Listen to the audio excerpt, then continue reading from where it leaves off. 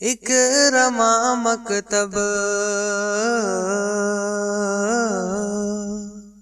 اکرما مکتب ہمارا برکت قرآن ہے۔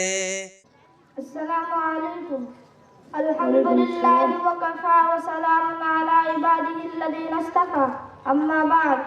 قالت ملکۃ سبا حینما شاورت بملائها کما لقاها القرآن وهي من عادة الملوك۔ اعوذ باللہ من الشیطان الرجیم، بسم اللہ الرحمن الرحیم۔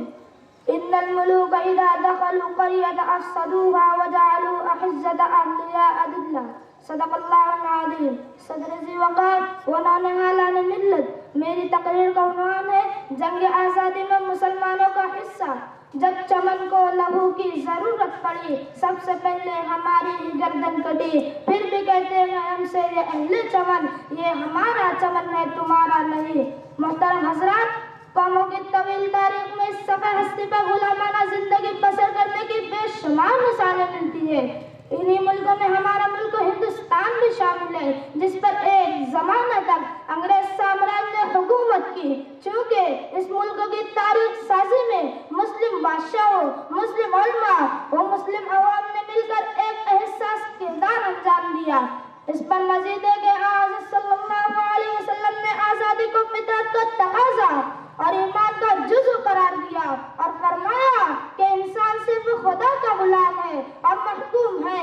حضرت عمر نے فرمایا، اے لوگوں، تم نے انسان کو کب سے غلام بنا لیا جبکہ ان کی ماں نے انہیں آزاد جانا۔ سامعین کرام، انگریز سامراج نے ہندوستان کو لقمہ تر سمجھا۔ اب گیدڑ سے چالو اور لومڑی سے مکاریوں سے حدود ہند میں داخل ہو کر ایک ایک ریاست کو اپنے پنجے استبداد میں سمیٹنا شروع کر دیا، یہاں تک کہ باشندگان ہند کی غفلت سے پورا وسیع تر ملک ان کے زیر اقتدار آ گیا، یہاں تک کہ انہوں نے اپنی تدبیروں اور طرز عمل سے سرزمین ہند میں فتنہ و فساد برپا کیا اور مغربی تہذیب کو ہوا دی گئی۔ ان الملوک اذا دخلوا قریۃ افسدوها وجعلوا اعزة اہلها اذلة، کہ جب بادشاہ کسی بستی میں داخل ہوتے ہیں تو فتنہ و فساد برپا کرتے ہیں اور باعزت لوگوں کو ذلیل کرتے ہیں۔ بھارت کے متحد عوام کو فرقہ پرستی کی غلاظت میں دھکیل دیا گیا، مسلمانوں کی پاکیزہ اجتماعیت میں اختلاف کا سور پھونکا گیا۔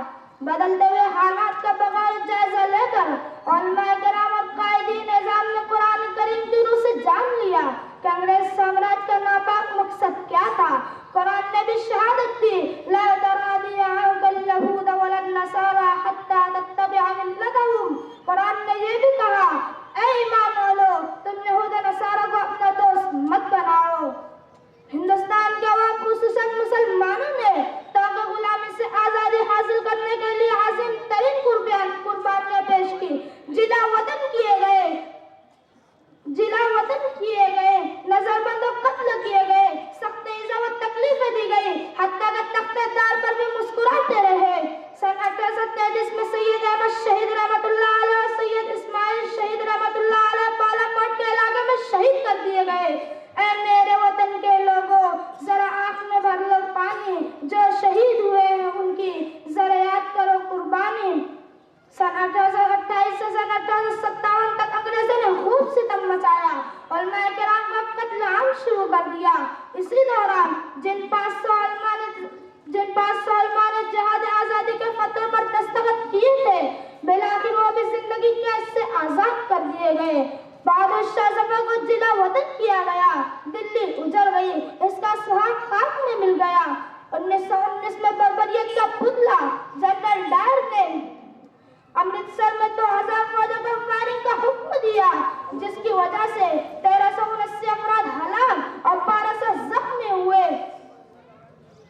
آزادی کے لیے علی برداد کی والدہ نے اپنے لاڈلے کو وقف کر دیا اور شاعر نے کہا، بولے اماں محمد علی کی جان بیٹا خلافت پہ دے دو، پھانسی آئے اگر تم کو جائیں، مانگنا مت حکومت سے پانی، بوڑھی اماں کا کچھ غم نہ کرنا، جان بیٹا خلافت پہ دے دو۔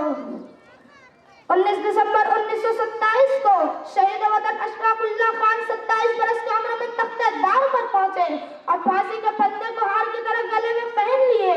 آخری آرزو پوچھنے پر شہید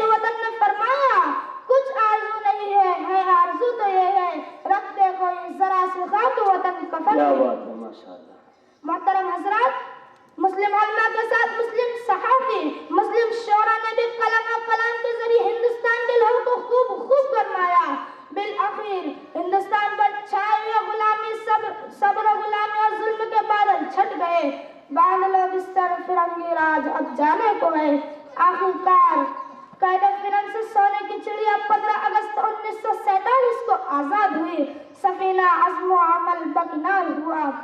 امیدوں کا سورج نکلے گا ایک دن اعجاز ضرور، امیدوں کا سورج نکلے گا ایک دن اعجاز ضرور، صبح طلب کی خاطر ہم نے جاگ کے عمر گزاری ہے۔ وآخر دعوانا الحمدللہ رب العالمین۔